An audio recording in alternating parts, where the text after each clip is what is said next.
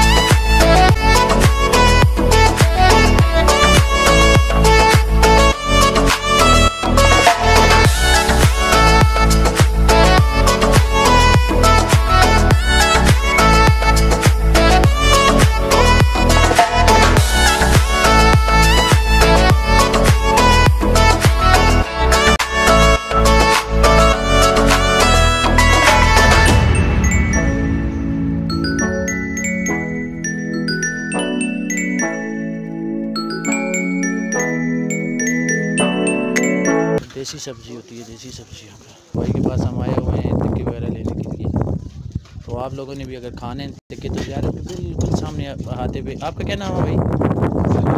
जी साई अयूब साहब होंगे, ये गेट के बिल्कुल साथ ही इनका ये शॉप है। तो यहाँ आप बारबेक्यू वगैरह कोई चीज़ खानी है तो अगर देसी सब्ज़ी लेनी है तो ये भाई हैं। आपका क्या नाम है जी? उसामा भाई। उसामा भाई भी आपको यहाँ से मिलेंगे।